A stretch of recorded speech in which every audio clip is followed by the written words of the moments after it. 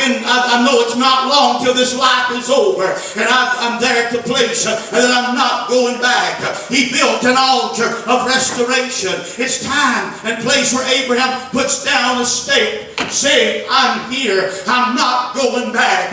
Church, listen to me. If you've been saved for a length of time, it's time that you drive down that spiritual stake and you tell the devil right quickly, I'm not turning around. I'm not going back. I'm going for the long haul. Amen. I'm going through troubles. I'm going through trials. I have things to bother me, but I'm not going to stop because I know that God has put something inside of me.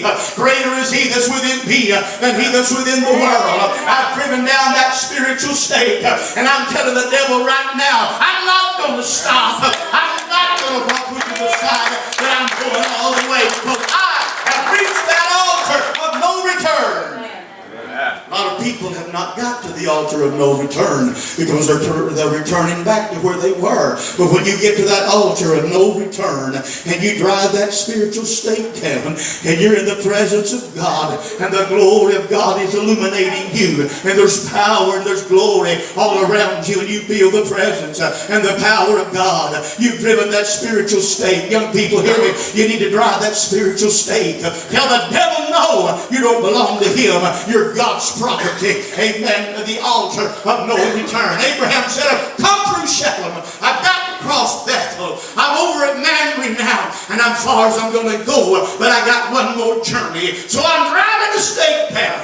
Oh, church, I challenge you this morning to drive that spiritual stake down at the altar of no return and live for God. Amen. For me to be there, and there will be no wandering ever again. We must arrive at this altar at some point. That doesn't mean there will be no more trials and no more tests and stumbling. I want to tell you something, church. You may not like this, but the closer you get to God, the more the devil's going to aggravate you. Amen. But don't worry. You're not fighting him alone. It's not your battle. It's God's. Amen. Just remember that it's not your battle. It belongs to God. David knew that when he went out and faced Goliath. Somebody said, man, have you seen that giant? He's over 9 foot tall. He's got a shield and a sword. Man, he looks kind of rugged.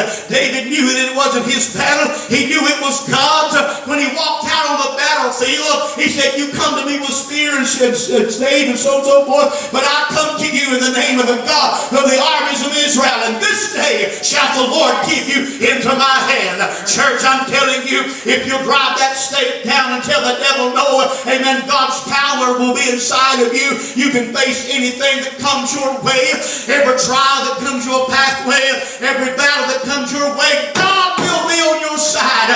He's promised He will never leave you, not forsake you, but will go with you all the way, even to the end of the world.